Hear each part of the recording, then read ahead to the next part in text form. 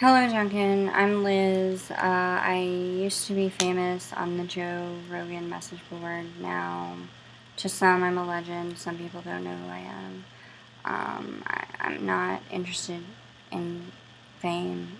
I'm not really interested in things like that, like anything like that, recognition, fame. I want friends. I have none of them. I lost all of my friends when I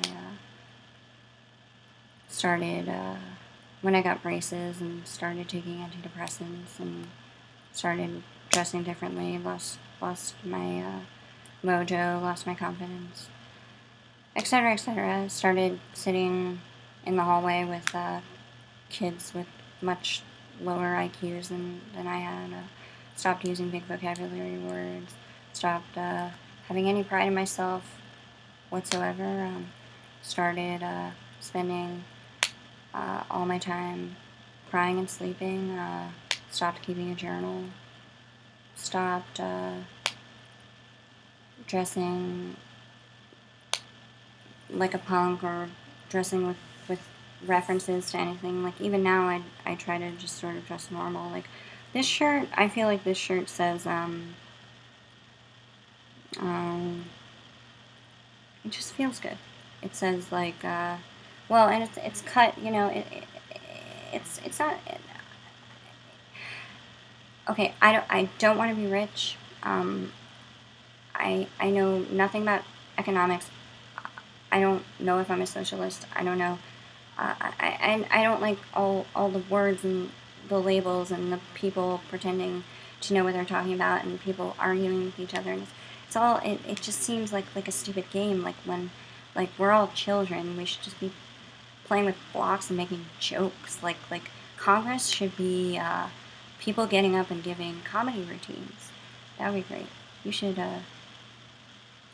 I should, I should, I should be in politics. I mean, really, what I really believe is that I should have maybe, like, the entire United States uh,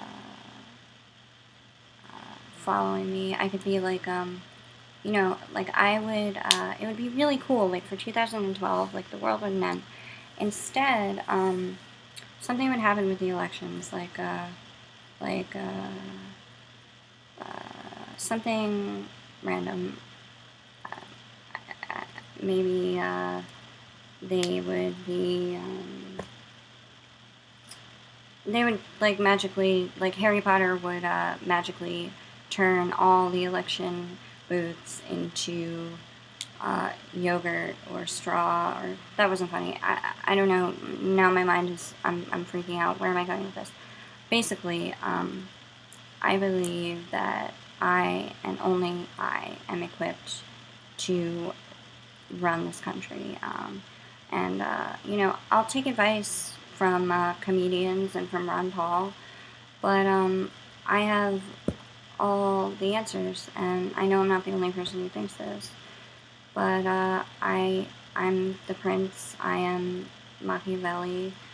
Fuck Kanye and fuck Jay-Z, and, like, they should be watching the throne because I belong there. I mean, think about how awesome it would be if some weird um uh like certifiably uh, insane person diagnosed with, like, several different things, who is not a danger or harm to herself or others, but who has run out into the street singing, "Face it, this is a city of angels. All I see is dead weight," and who what else did I do? I'm running out of anecdotes.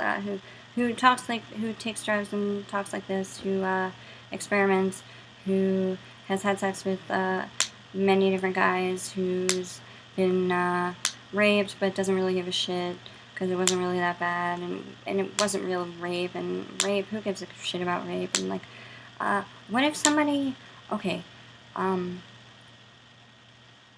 that's just me. That's one of my bits that I'm working on. I hate saying that because I hate having goals.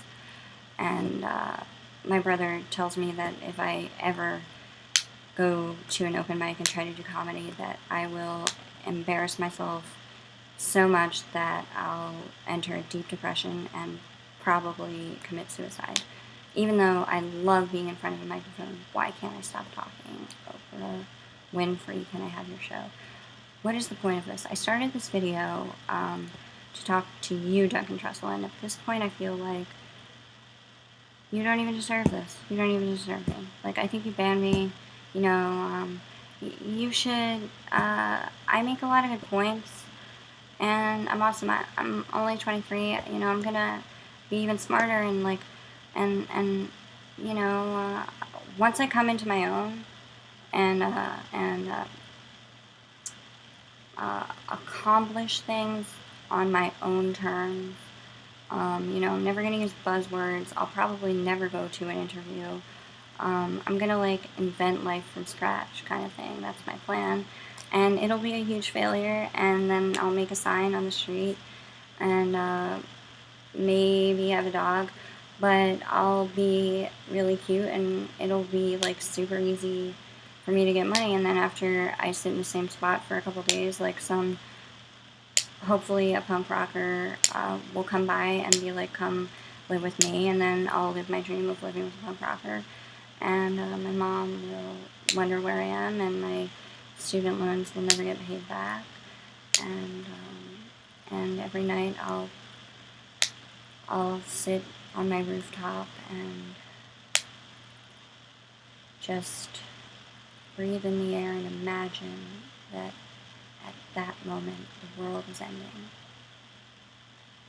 and I'll hold the hand of the slightly overweight, well-dressed punk rocker. You know, he doesn't dress like cliche. He has his own style. But he's like me. He's like kind of imperfect. Not too much like me. I'd really like to marry a backpack from the Museum of Modern Art, or a Creole Theory. I'm intimidated by Reddit. Where is this going? I don't know. I think my point is that, like, if you made your podcast like this, it would be better. I don't want to help you because I believe that that my ideas and I could be your muse. Like, I was basically born to be a muse because my life is so crazy, and if you watch my videos, you'll figure that out. And I don't know what a muse is. I don't even know what that means. All I know is that I refuse to do anything right. The one thing that my mom did, like most people grow up and their parents ingrain everything into them.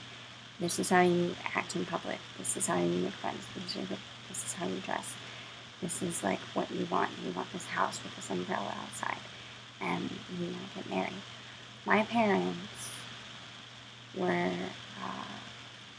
beautifully laissez-faire, and my dad was completely laissez-faire.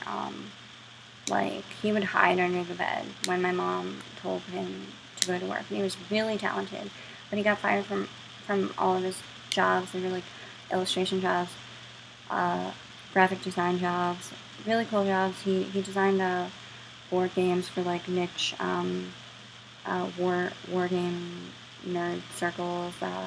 Went to Apple conventions, super nerd. Now, like, he's a total bum. He lives with no running water with a junkie, and but that's interesting too. I should totally write a fucking memoir. Have up me, like, have me on the podcast. I'm way more interesting than you. You went to a great college. Sure, you know shit about the Bhagavad Gita, whatever. I read Ram Dass. After I took acid, I was suddenly just beautiful. It's just so beautiful. Like, I was just suddenly able, I can't express it with words. I can't. I was suddenly able to understand the Tao, the meaning of life, my purpose in life. Uh, you know, it cheapens it to talk about it with words. I promise in the coming months, I will become more eloquent because I'm going back to school to study English, and I'll be actually writing papers instead of just impulsively writing these like attempts at being like random spontaneous and like like a magic pixie green girl or whatever. But I have so much to say. I have so fucking much to say. I have no one to say it to. I have one guy who understands everything that I say, but like we're having issues because he won't give me his Adderall, and he's like into drinking and smoking. He's having some weird. He's like moving into a stage of life where he's trying to be like his parents, and I have to cut him off because I will always be a child. I will, and truly, people say this. Maybe it's a cliche, but I will always be a little girl writing psychotic, semi-spiritual, word salad, gibberish, blocks of text in word edit on high doses of Adderall. I started that out. I meant to say I'll always be the little girl on the swing, with my dad pretending that he's not going to push me and that I'm going to fall off the swing. So that's 12 minutes. I'll introduce you to my phone. I'm just trying to be random. I hope you watch this video. I'm going to make you a better one. I'm going to have to come to terms with the fact that you may not watch them. I think there are two possible scenarios. Three. One, you watch it, you are enamored. Two, you don't watch it. Three,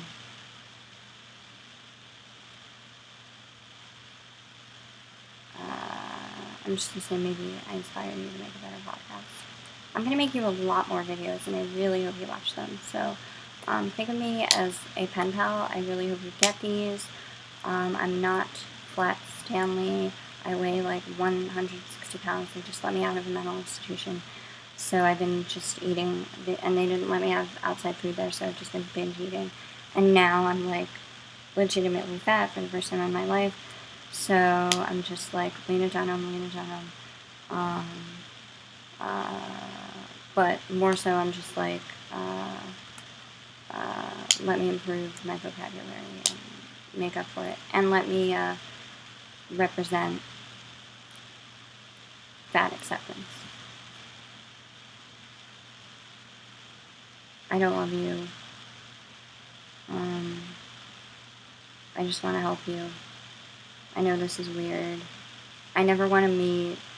I'm totally peaceful, safe. I've been locked up, but I've never been a harm to myself or others. I was gang stalked, and the cops and the police fabricated everything in my records to get me locked up for as long as possible. Kind of an interesting story. Something I usually don't tell people. There's other stuff too. They stripped me naked, tied me to a bed, wouldn't feed me. At least they didn't put a plastic bag over my head or waterboard me, like that stuff I can't stand. And I feel very privileged to be like a normal looking waspy girl who has family ties with the Masons, and that's a weird thing to say. I'm not a Mason. I wish I was, but my mom said I wouldn't like it. She didn't want to raise me that way because she herself didn't dig the rituals, and she's cool. She doesn't care about hierarchies and stuff. Okay, I'm at 15. What do I say? Blah, over.